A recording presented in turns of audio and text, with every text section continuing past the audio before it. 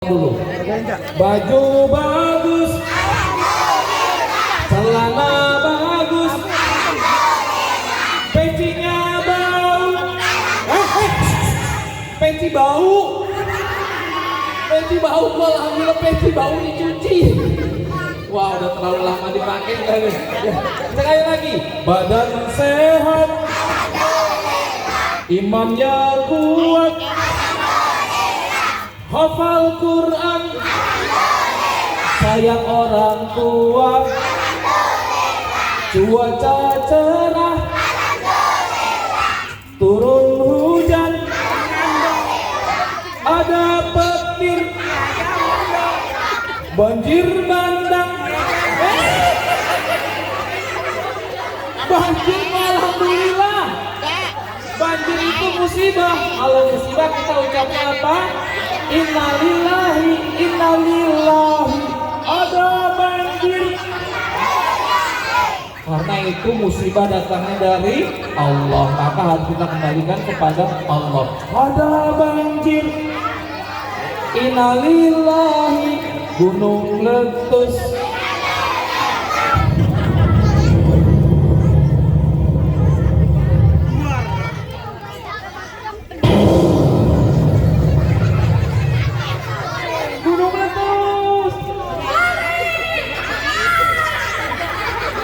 Innali, alhamdulillah yang datang nggak ada Gunung Merapi ya, adanya Krakatau. Mudah-mudahan nggak sampai ke sini. Sekali lagi, baju bagus, imannya kuat, otaknya pintar, ngajinya rajin, nemu duit. Siapa yang ngajarin nemu duit? Alhamdulillah. Siapa? Nemu duit itu ujian, maka kita ucapnya astagfirullah. Ada duit. Buat merah. Buat beli listrik segelombang. Ngomongin boleh nggak ya? Aku jangan boleh nggak? Boleh nggak? Itu punya siapa? Milik kita bukan. Kalau kita ambil berarti sama dengan mencuri. Lalu bagaimana Rasulullah ajarkan kalau kita menemukan barang-barang seperti uang, handphone dan lain sebagainya? Seperti apa? Umumin. Siapa yang kehilangan uang? Siapa yang kehilangan uang? Siapa yang uangnya hilang? Ngaku-ngaku. Kalau hilang uangnya umumin, tunggu 3 hari. Gak ada yang ngaku-ngaku. Kalau ngaku, Itu ada yang ngaku. Nggak apa-apa lah, urusan dia sama Allah. Tugas aku adalah kepada Allah. kalau nggak ada yang ngaku, maka dimasukkan ke dalam kotak infak atau kotak sedekah. Masukin. Ketika mau duit, itu ujian kejujuran. Nah, sudah bersyukur kepada Allah, jangan lupa kita bersolawat kepada Nabi Muhammad Sallallahu Alaihi Wasallam. Kalau disebut nama Nabi Muhammad, maka kita harusnya bersolawat. Kita bersolawat kepada Nabi Muhammad Sallallahu Alaihi Wasallam. Salawat kepada Nabi Muhammad, baru dikit yang jawab. Salawat kepada Nabi Muhammad, lalu hanya Nabi Muhammad yang ucapannya begitu. Kalau Nabi Musa bagaimana? Alaihi. Nabi Isa alaihi salam. Nabi Idris alaihi salam. Yuk kita bersolawat, bisa. Salatullah salamu. Semangat. Allah.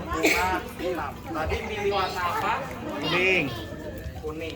Pegang 1. Terus warna apa lagi? Merah.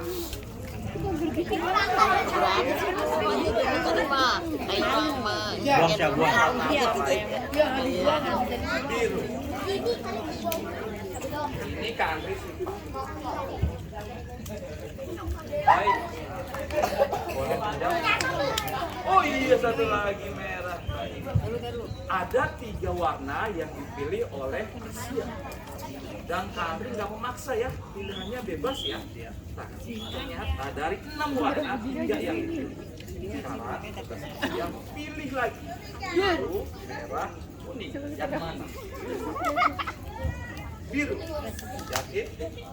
Baik. Ngebiru merah. Pilih lagi yang mana? Merah. Berarti kuning tidak dipilih ya. Merah dan biru. Kak Andri akan memberikan, tapi Kak Asia yang pilih deh, biru atau merah terserah. Biru. Biru untuk Asia atau untuk Kak Andri? Untuk Asia. Andri merah. Benar ya? Baik. Merah. Perhatikan baik-baik. Merah itu kalau dijadikan buah, kira-kira buah apa? Apa hijau atau merah, tapi kita ambil apel yang terbaik. Asia. Asia pernah makan apel, rasanya ada yang manis, ada yang asam ya. Kita coba. Air. Pernah minum air aqua? Aman hari. Rasanya gimana? Biasa ya. Kasihkan baik. Baiklah. Bola. Bilang merah. Merah. Lagi merah. Merah. Nah, yakin? Kita mulai. Bisa gimana itu? Tunggu dulu. Belum selesai. Sekarang tadi pilih rasa apa? Apel. Coba dibuka. boleh diminum. Minumnya Marimas, duduk ya. Marimas. Duduk dulu. Coba minum. Rasa Lagi dong. apa? Rasa Apel. sahabat tepuk tangan. Bangke itu. Tapi karena ini merah, tadi dikasihnya buat Kandri, berarti ini buat Kandri ya. Gak apa-apa buat kamu taruh dulu.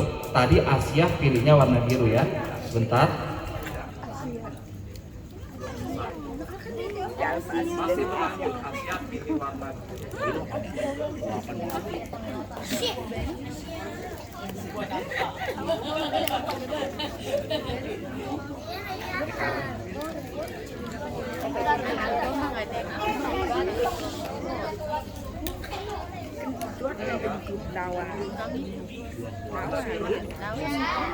Warna putih. Sekarang Anda akan sulap merubah warna siap dalam satu. Wah. Gila. Amazing. Gila keren. Aduh, balik lagi jadi warna biru. 1, 2, 3. Balik lagi warna putih. Baik, siap. 1, 2, 3.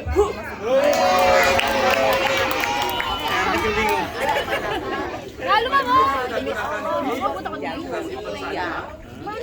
Coba pikirkan kan. Ada yang punya uang nggak? Jangan bohong. Ini jawab. 2.000. Siap duit? Jangan. Kita ini duit Kandri nggak boleh. Kita pakai duit imajinasi saja. Siap, fokus di depan. Siap, bantu ya, fokus, siap. Bayangkan di depan sini ada kertas, siap, warna biru, siap, kasih angka, siap, warna berapa? 1, 2, 3. Woi, kagak ada.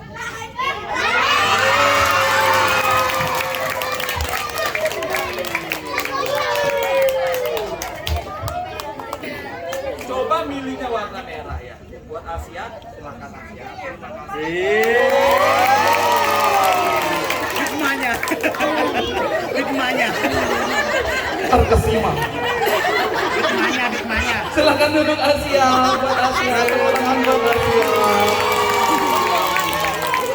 Tenang saja, kalian pasti penasaran. Gimana caranya? Mau tahu caranya?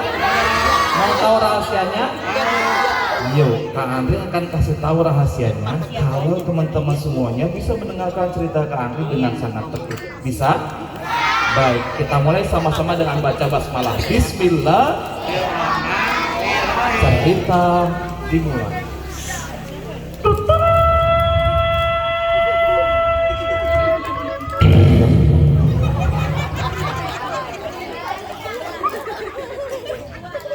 Suatu pagi, seorang anak terbangun dari tidurnya. Ternyata terbangun karena mendengar suara yang memecahkan kesunyian di waktu subuh.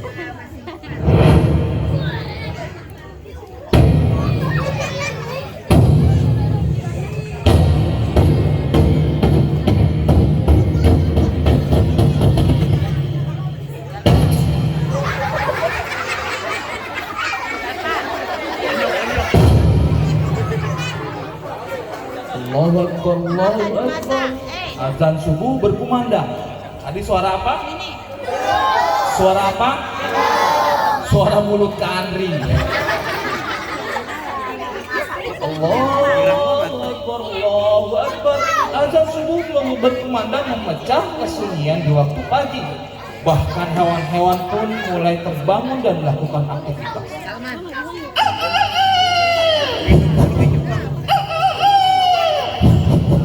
Suara apa? Mulut. Kalau itu suara ayam berarti Kandri ayam dong. Untung suaranya nggak. Suara apa itu? Sembarangan suara monyet. Jaro. Kalau mau suara monyet berarti Kandri monyet dong. anak kecil itu terbangun dari tidurnya.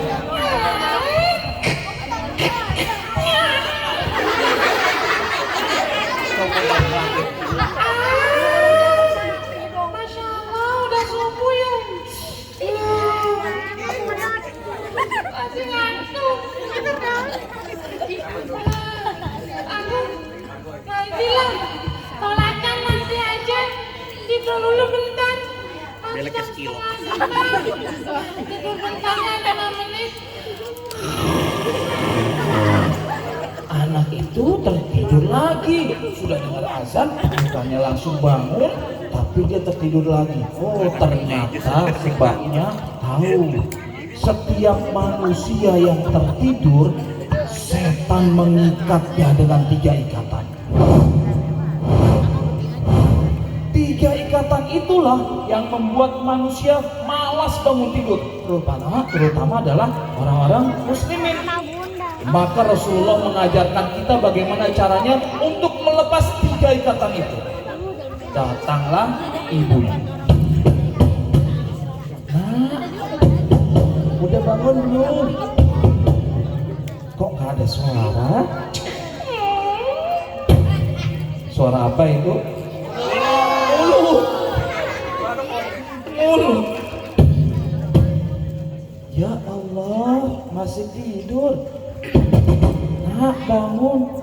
Nah, bentar lagi aku masih ngantuk. Sudah azan, ayo bangun, nanti kesiangan subuhnya. Nah, subuhnya bisa nggak sih jam 6 aja? Astagfirullahaladzim, sholat itu sudah ditetapkan waktunya.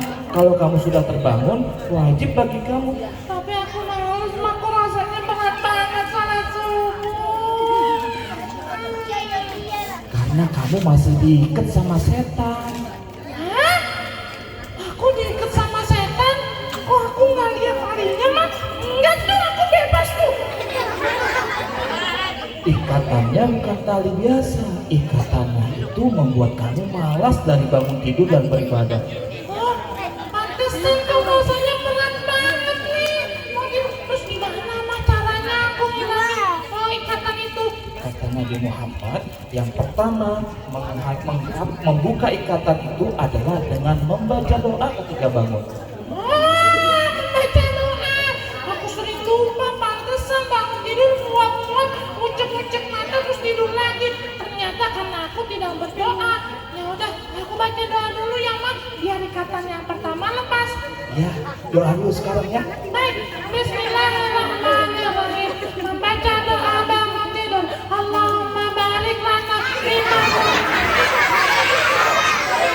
Kenapa kau ketawa?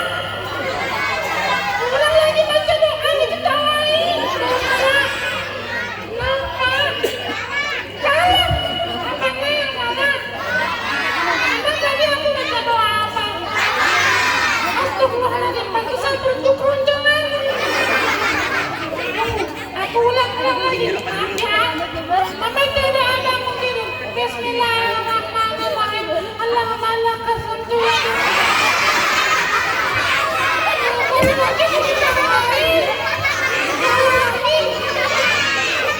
Tadi aku baca doa apa? Oh gitu. Kamu bisa dulu doang. Emangnya tahu baca doa bangun tidur?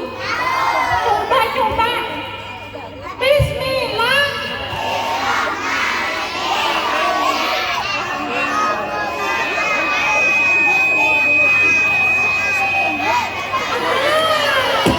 Alhamdulillahilladzi ahyana ba'dama amatana wa ilaihin nusyur. Kayaknya tadi aku dengar ada yang baca doa mau tidur deh. Nanti aku tidur lagi. Terima kasih ya teman-teman. Mak, aku sudah baca doa, terus masih ada 2 ikatan lagi. Ikatan yang kedua, kamu bisa lepaskan dengan pergi berwudu. Wah, ya udah Mak, aku siap berwudu. Nah, tunggu sini ya Mak.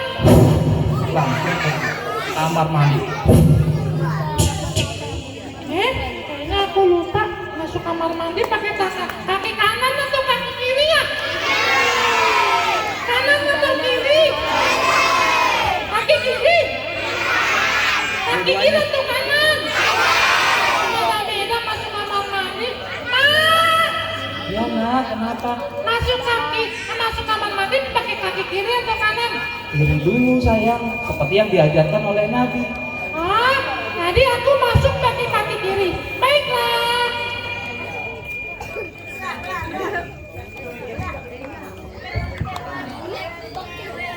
Aku masuk kamar mandi. Kaki kiri, masuk kaki kiri. Kaki kanan yang tidak dimasukkan. Tutup pintu. Harusnya masuknya kaki kiri dan kaki kiri duluan. Sudah nak. Terus lepas ikatan yang ketiga gimana? Melepas ikatan yang ketiga dengan sholat subuh. Iya mak, ini aku sudah mulai semangat. Aku mau ikut ayah ke musola bisa nggak? Ayah sudah berangkat dari tadi. Sekarang sudah jam 5. Sebentar lagi ayah juga pulang. Ya udahlah, aku sholat sendiri di sini. Ibu udah sholat? Udah sayang, ya sholat ya. Nanti ayah kalau pulang akan ceritakan kisah tentang hadiah dari Allah untuk Nabi dan umatnya yang diambil jauh di atas langit. Hah? Hadiah apa? Wah, aku jadi penasaran. Ya udah, aku sholat dulu. Maka anak tersebut sholat subuh. Siapa yang tadi sholat subuh? Masya Allah, bagus sekali, tapi dikit. Siapa yang tadi sholat subuh? Yang sholat isya siapa? Yang tadi sholat asar, sholat maghrib, sholat zuhur, sholat gerhana. Nggak ada gerhana, nggak ada gerhana. Jawab dong, Fred. Sholat jenazah. Nggak ada sholat. Siapa yang meninggal itu? Semut. Maka setelah sholat sang ayah pun menceritakan. Ayah sudah pulang. Masya Allah, ayahnya sudah pulang. Kamu senang banget kayaknya ya. Ada apa ini? Ayah, kata ibu, Nabi Muhammad pernah mendapatkan hadiah untuk umatnya. Kira-kira hadiah apa ya yang harus diambil ke atas langit? Oh iya, benar sekali. Ayo, ayah akan ceritakan kepada kamu. Wah, ayah ceritanya seru nggak? Wah, seru pasti. Ayah cerita ya. Bismillahirrahmanirrahim. Jadi pada malam itu Rasulullah SAW sedang bersedih. Hah? Sedih kenapa? Karena Rasulullah ditinggal oleh 2 orang yang dicintainya. Ditinggal pergi? Bukan, ditinggal meninggal. Hah? Siapa? Ayahnya? Bukan, Terus siapa? pamannya Abu Thalib, Terus satu lagi? istrinya. Hah? Pamannya yang melindungi Nabi Muhammad meninggal? Iya, Istrinya juga? iya, Di tahun yang sama? iya. Maka tahun itu adalah tahun kesedihan. Wah, kasihan. Terus apa yang terjadi? Ketika Nabi Muhammad sedih, maka Allah utus satu malaikat dari atas langit turun ke bumi seberkas cahaya.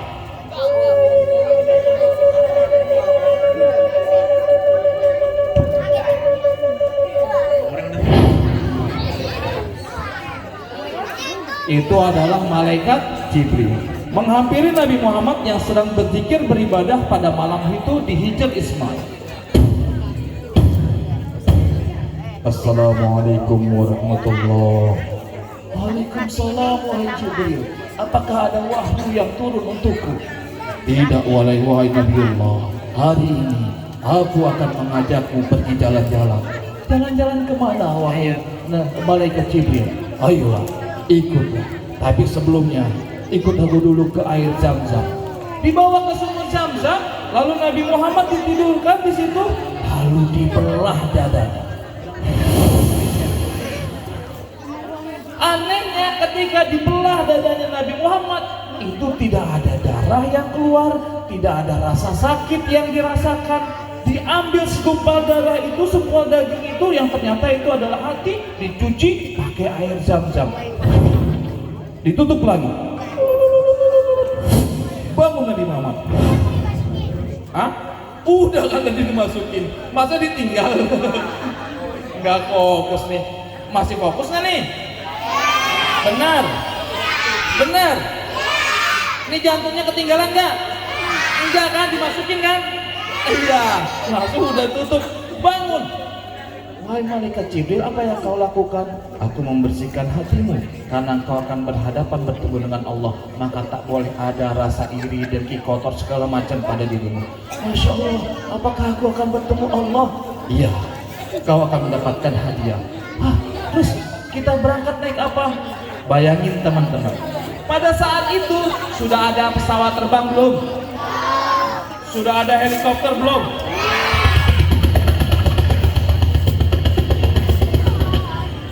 Belum. Sudah ada roket belum? Jangankan roket, pesawat terbang, mobil aja nggak ada. Tidak ada. Apa yang ada? Kuda, unta, sama apa namanya? Kedelai, sapi. Kedelai, keledai. Itu kendaraan yang digunakan pada saat itu. Wahai malaikat Jibril, aku ambil kuda. Tidak perlu. Allah sudah siapkan kendaraan khusus. Dari atas.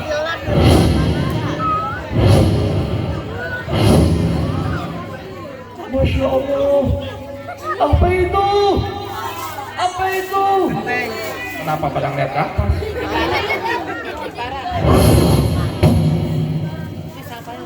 Masya Allah. Apa ini? Wahai malaikat Jibril. Ini adalah buraq. Ini disiapkan untukmu untuk perjalanan yang sangat cepat dalam tempo yang sangat singkat.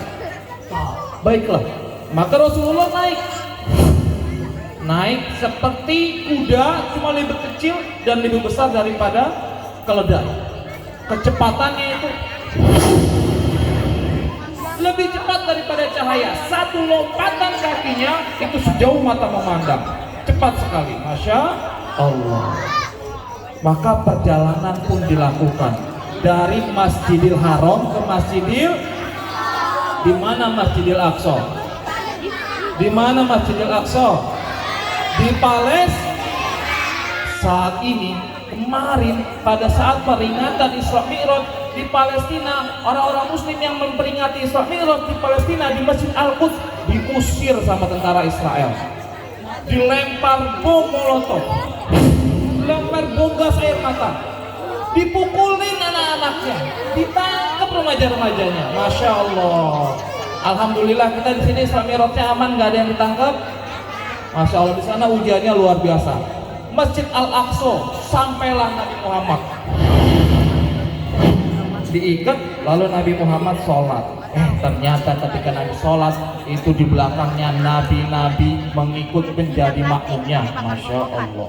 Terus selanjutnya Nabi Muhammad beranjak naik ke atas, Mi'raj, menginjak sebuah tempat yang namanya tempat itu batu yang sekarang dibuat masjid, dibangun, dijaga, itu namanya Qubatus Safra. Kubah, tempat batu di mana Nabi Muhammad berpijak melakukan perjalanan dari ini ke langit, dari bumi ke langit. Ketika melakukan perjalanan, ternyata ada yang mengintai.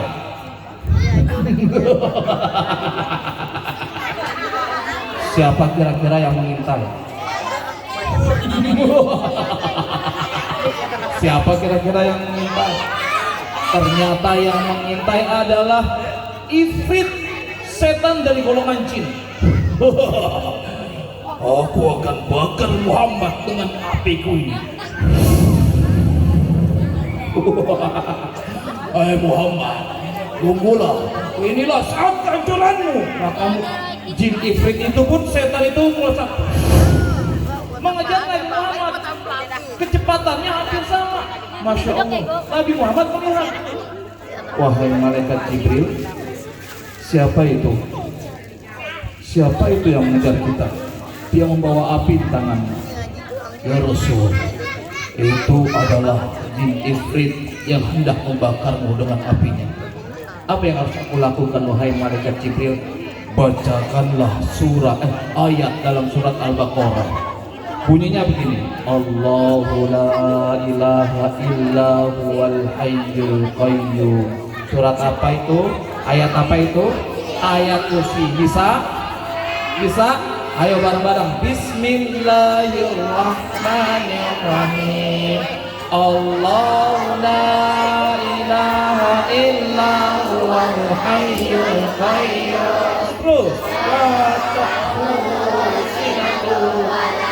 Terus bacaan lagi semangat. Terus.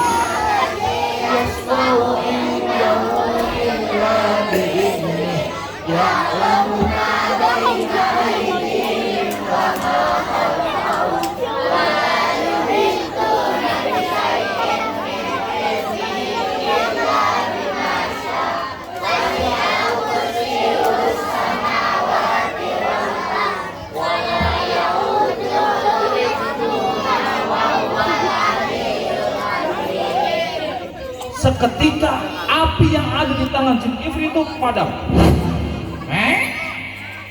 Apiku mati, aku tak akan menyerah. Ketika apinya mati, dia tetap mengejar. Tiba-tiba kemampuan terbangnya tiba-tiba langsung menghilang setelah dibacakan ayat itu. Apa yang terjadi ini? Kau mogok? Muhammad jangan jauh. Muhammad. Enggak maju-maju, enggak naik-naik, tiba-tiba jatuh. Belum, masih jauh, masih jauh, masih jauh, kan jauh tinggi langit. Belum sampai, langsung mati itu jinnya. Setannya langsung mati. Lanjut perjalanan sampai akhirnya di langit pertama.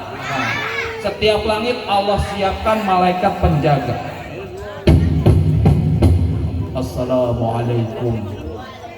Waalaikumsalam warahmatullah. Siapa di sana? Aku Jibril. Bersama siapa kau Jibril? Aku bersama Muhammad. Apakah Muhammad diutus oleh Allah? Ya. Baiklah, aku buka pintunya sebentar.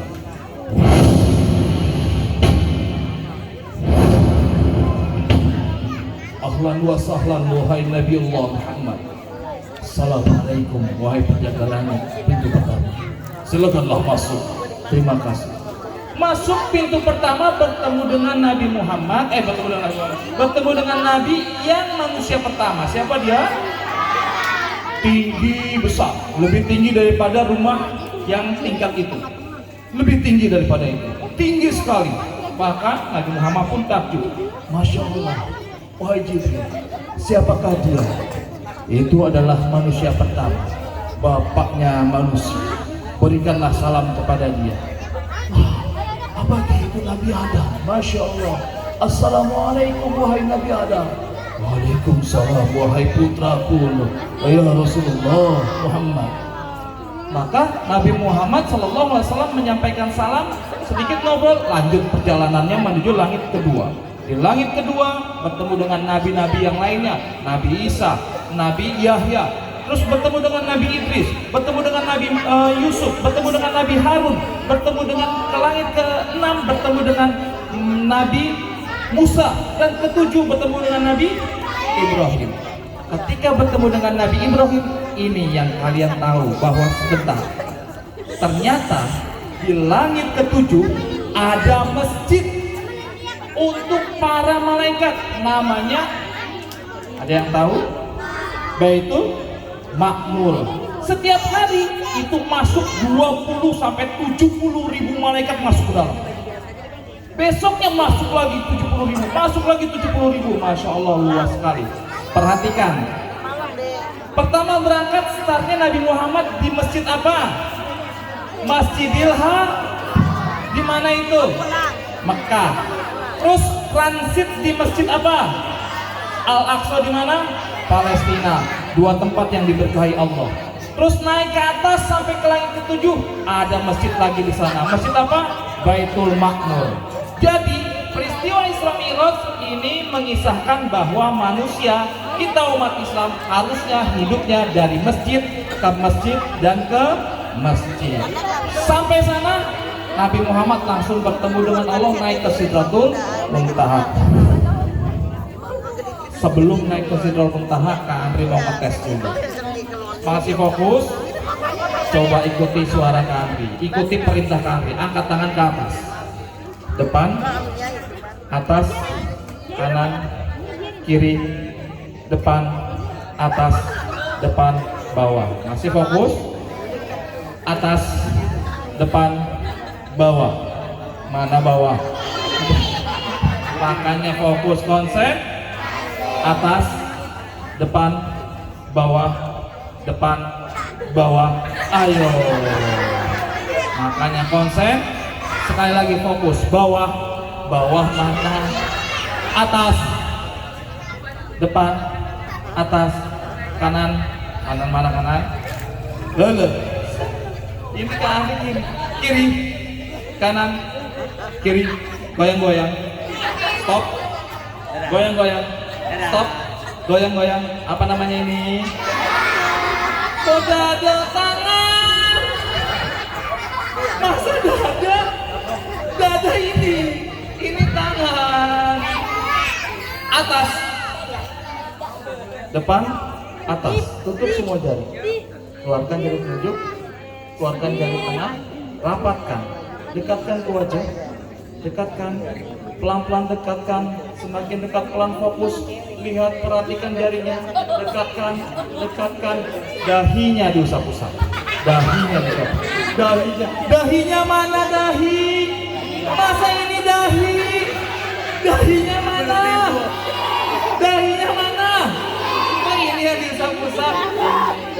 Gak fokus. Sekali lagi angkat ke atas, dekatkan, dekatkan, dekatkan, usap-usap dagunya. Dagunya mana dagunya? Tuh kan kebalik. Ini dahi, ini dagu. Yuk, lagi siap. Kak Andri persingkat kisahnya. Masuk ke dalam episode ketika Nabi Muhammad turun ke bawah.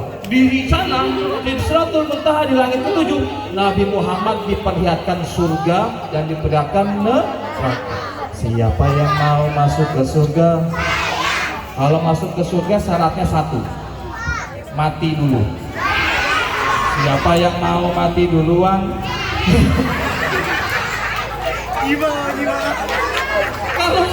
Kalau ke surga nggak bisa masuk surga kalau nggak mati kan ya?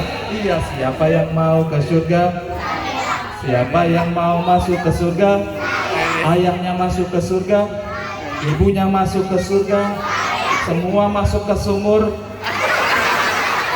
paling tinggi. Kalau masuk ke surga harus cinta sama Allah. Siapa yang cinta sama Allah? Ibadahnya rajin, tanda-tanda cinta. Siapa yang cinta sama Nabi Muhammad? Ikutin sunnah-sunnahnya. Siapa yang cinta sama ibu? Hormati dan taati ibu. Kalau melanggar atau berteriak atau bahkan durhaka enggak masuk surga. Siapa yang cinta sama ayah? Hormati ayah, ikuti nasihatnya. Siapa yang cinta sama kakek? Sama nenek? Sama embe?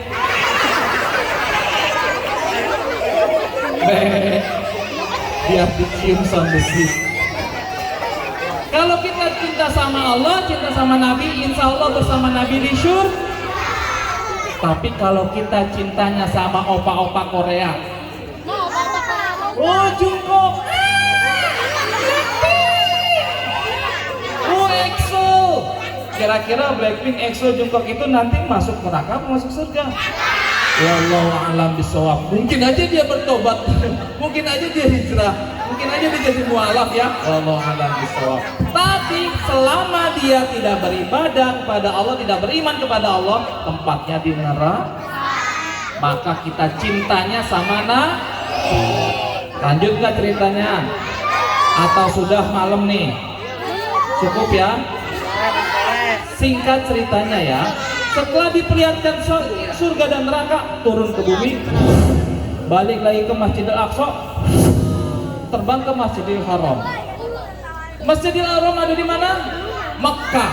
Ketika perjalanan itu langit sudah mulai terang, sudah mulai terlihat cahaya perjalanan.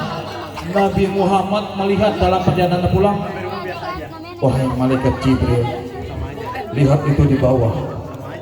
Ada orang yang kehilangan untanya. Lihat malaikat. Sepertinya dia kehilangan untanya. Dia kehilangan untanya. Malaikat Jibril, aku lihat untanya ada di sana. Bolehkah aku kasih tahu, tolong dia supaya dia mencari untanya sebelah sana? Iya, boleh, silakan. Langsung dikasih tahu dari atas, dari atas. Oh Musafir, oh Musafir. Dengar suara. Hah? Suara siapa itu? Hah? Ada suara nggak ada orang? Udah kelihatan langit. Cepat gitu. Nah ini kuasa Allah ya. Jadi space and time, space and time itu kuasa Allah. Jadi bagaimana aku bisa nggak denger, bisa denger tapi nggak bisa melihat. Hai Musafir, kamu kehilangan untamu ada di sebelah timur. Ah, jangan-jangan ini hantu penunggu gurun. Takut. Tapi aku cari ke sebelah timur. Akhirnya dicari ke sebelah timur, bener, untanya ketemu. Untaku, terima kasih. Hai jin penunggu gurun. Padahal Nabi Muhammad yang ngasih tahu kan, nggak tahu dia untanya, ciri-cirinya kepalanya ada tanda-tanda merah di bawah. Ternyata musafir ini dalam perjalanan menuju kota Mekah. Sampainya beberapa hari kemudian. Nabi Muhammad sedetik kemudian sampai. Udah terang. Udah sampai, udah pagi. Nabi Muhammad duduk termenung di depan Ka'bah, memikirkan apa yang terjadi. Ya Allah, apakah benar semalam aku mendapatkan hadiah perintah sholat dari Allah 5 waktu sehari, tapi perjalanannya yang tidak mungkin bisa aku lakukan. Kalau seandainya aku berjalan naik kuda, itu waktunya sampai bisa sebulan lebih. Tapi ini hanya beberapa jam saja. Ya Allah, Engkau Maha Kuasa. Datang itu penjahatnya kota Mekah, dedengkotnya kota Mekah. Siapa? Abu Jahal. Lagi jalan melihat Nabi Muhammad. Boleh tepuk tangan biar semangat.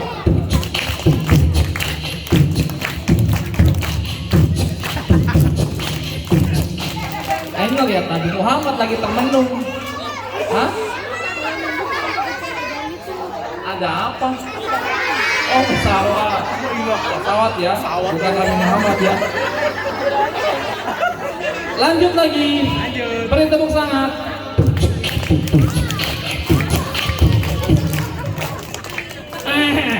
Ada Muhammad di situ.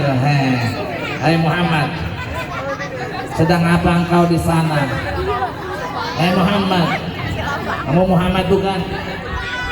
Apa namamu? Salah orang aku. Oh ini Muhammad, sedang apa kamu di sana? Oh, Abu Ishaq, aku sedang termenung. Apa yang kau pikirkan? Aku memikirkan kejadian semalam. Kejadian apa? Aku memikirkan semalam aku pergi ke Masjidil Aqsa di Palestina. Hah? Semalam? Iya. Terus sudah sampai ke sini? Iya. Dalam hati Abu Jahal bilang begini. Ini adalah kesempatanku untuk mempermalukan Muhammad. Muhammad, mau nggak aku bantu kamu? Bantu apa? Ceritakan pengalamanmu tadi ke penduduk Mekah. Tapi mana mungkin ada yang percaya, wahai Abu Ishaq. Muhammad, engkau adalah Al-Amin yang dipercaya. Semua perkataanmu pasti didengar dan pasti mereka percaya. Pasti kali ini mereka tak akan percaya. Udahlah. Ayolah, aku akan bantu kumpulkan. Hai penduduk Mekah, Daud. Hai penduduk Mekah, berkumpullah. Muhammad ingin menyampaikan sesuatu. Akhirnya Muhammad sampaikan, wahai penduduk Mekah, aku ingin menceritakan pengalamanku.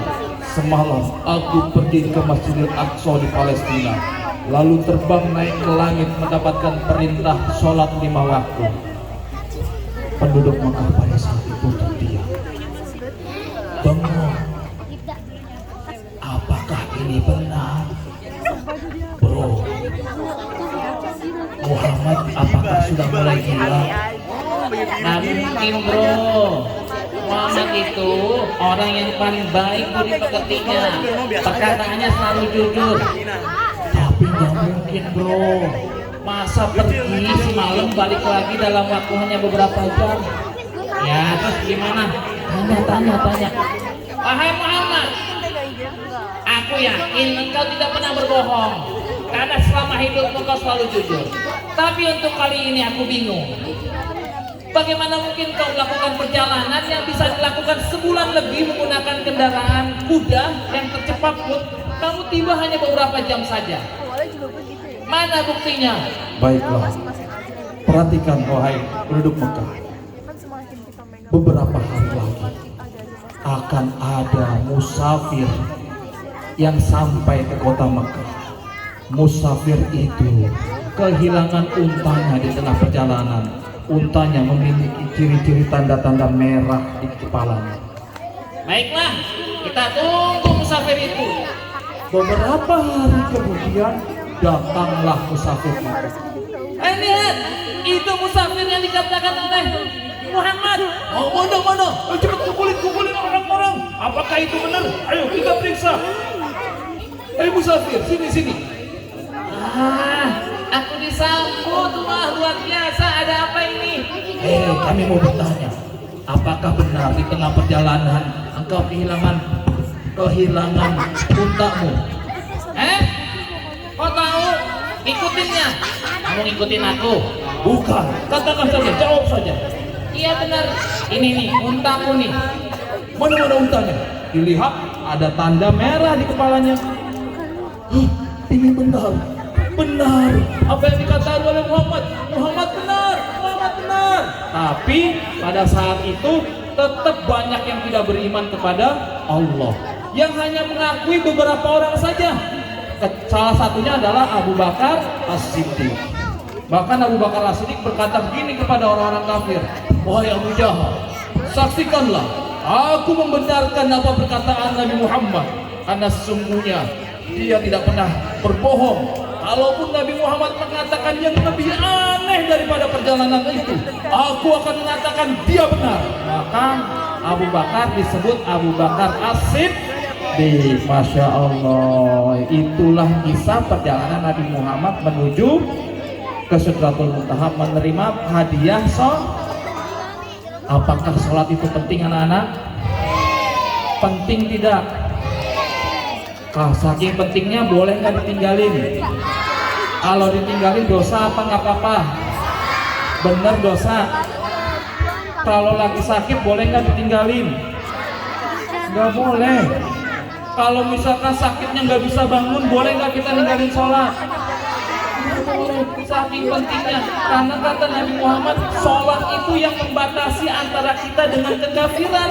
Kalau kita meninggalkan sholat, itu jatuhnya sama dengan orang kafir. Mau dikatakan orang kafir, mau dinilai Allah sebagai orang kafir, jangan tinggalkan sholat. Bahkan nanti di akhirat ditanya sama Allah, malaikat bertanya, hei kau fulan, apakah kamu mengerjakan sholatmu dengan baik? Oh malaikat, ya aku mengerjakan sholatnya dengan baik. Bohong! Ini catatan kehidupanmu, catatan amal ibadahmu ketika di dunia. Ibadah sholatnya bolong-bolong. Tapi ibadah yang lain, aku puasa, aku bersedekah. Percuma jika engkau bersedekah. Bahkan ketika engkau menyelamatkan umat manusia, tapi engkau tinggalkan sholat, sama saja engkau telah menghinakan Allah, mengkhianati Allah. Ampun, terus bagaimana? Apakah tidak dilihat amalan lain? Amalan sholat adalah utama. Masukkan orang ini ke neraka. Jangan.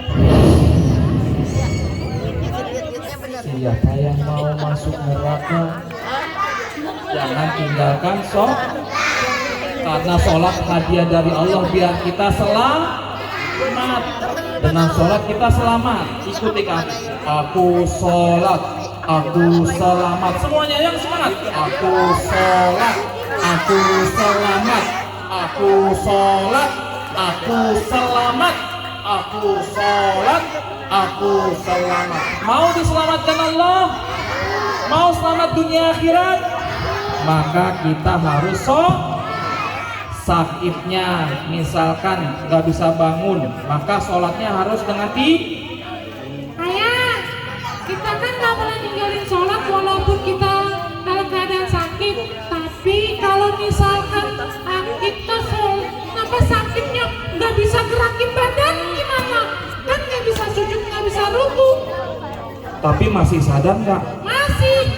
Matanya masih bisa kelap-kelip? Masih begini-begini. Maka dengan gerakan mata itu sholatnya. Hah? Jadi sujudnya rukunya dengan isyarat mata begini. Allahu Akbar, Allahu Akbar. Iya. Kalau seandainya udah nggak bisa lagi, ini nggak bisa lagi melek. Kalau nggak bisa meremlek berarti dia sudah tidak sadar. Oh, kalau tidak sadar tidak apa-apa. Hilang kewajiban sholat ketika dia tidak sadar. Terus kalau mati? Kalau mati tinggal disolatin. Wah, enak dong disolatin. Kamu mau disolatin? Nggak mau. Masih hidup disolatin.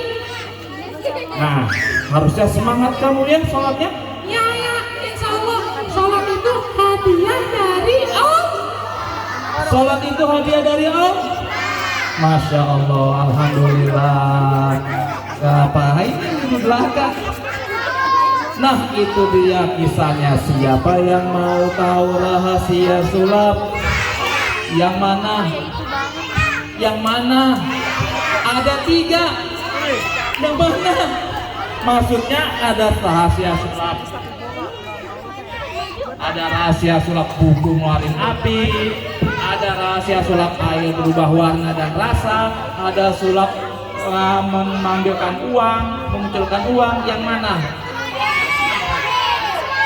Satu dong. Yang milih rahasia buku api, angkat tangan. Yang milih rahasia berubah air, yang milih rahasia memunculkan uang. Kok semuanya? Ya udah, kita duduk rapi. Baik, kami kasih tahu kenapa?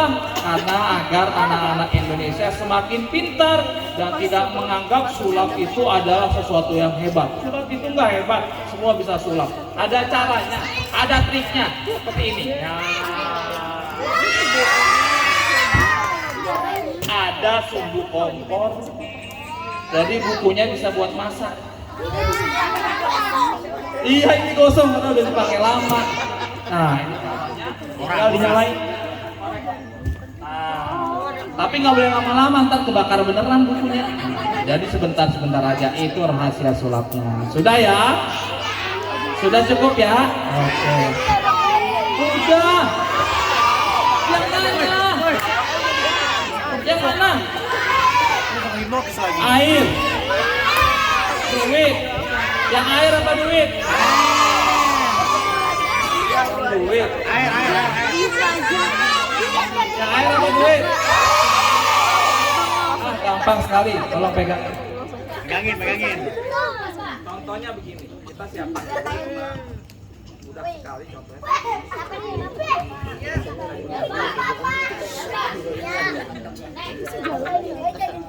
Hilang. Nggak hilang, ada di sini.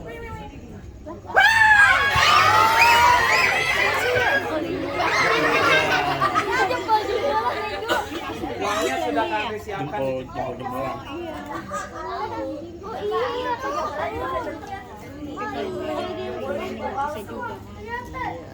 Ada juga istilah kayak ini doang. Caranya ambil keluarin, nah bisa muncul seperti itu, balikin lagi jempolnya. Nah ini pakai namanya tangtip alat sulap jempol Pak. Kalau melihatnya seperti ini kelihatan beda banget ya. Tapi kalau melihatnya seperti ini nggak kelihatan, sama kelihatannya nggak kelihatan, tapi dalamnya sudah disiapkan uang. Itu caranya. Sudah?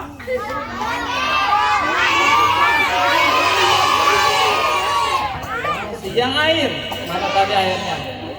Udah habis? Udah habis. Enak kan? Enak. Air itu bagaimana cara merubah warnanya? Pertama Kak Andri siapkan dulu warna yang nanti akan akhirnya ditebak warnanya merah, yaitu pakai pewarna makanan. 1 tetes saja ditaruh di tutup botol, ditaruh tutup perlahan, dibawa, jangan sampai airnya naik ke atas terguncang-guncang sehingga airnya nanti berubah warna merah. Jadi Kak Andri taruh pelan-pelan di sini. Ketika sudah sampai dan pilihannya sampai kepada pilihan warna merah, ya udah tinggal dibungkus, nanti tinggal goyang-goyang, merah berubah langsung, airnya naik ke atas, goyang-goyang, keaduk jadi berubah warna merah. Tapi kan pewarna makanan tidak mengeluarkan rasa ya? Iya, hanya warna aja. Kok bisa warna rasanya sama? Apa rasanya manis? Karena sebelumnya Kak Andri isi bukan air aqua, bukan air putih, tapi air dari minuman yang mereknya Good Mood.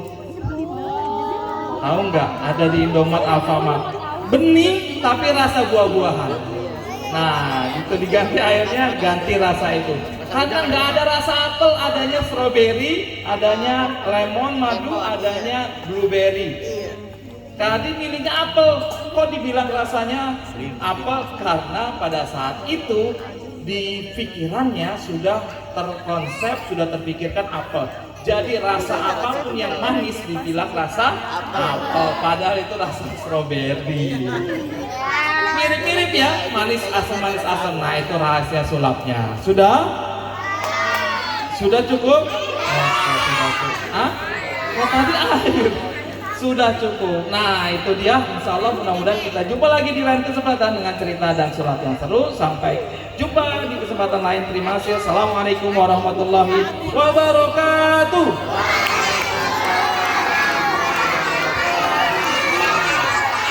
Kalian dikembalikan kepada kakak MC, silahkan.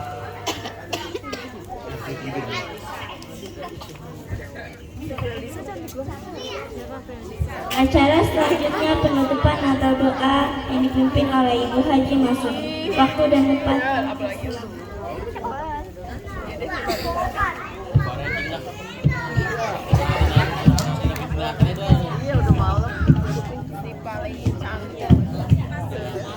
Selesai doa, kita jangan langsung pulang. Seperti biasa kita makan bareng pakai daun pisang. Oke. Tapi doanya tertib. Semuanya kalau doa amin. Ibu-ibunya juga nanti ikut makan. Tapi nunggu anak-anak yang kebagian semua dulu baru ibu-ibu. Doa dulu, duduk Islami.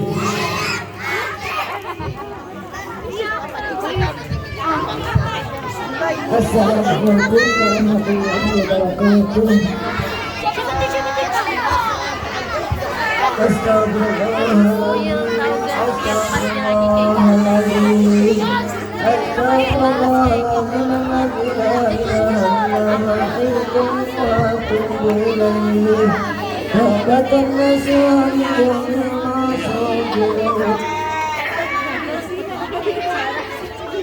Allahumma salli wa sallim ala sayyidina Muhammadin fil awwalin wal akhirin wa barik wa sallim ala tabaraka wa ta'ala aqul ya sayyidina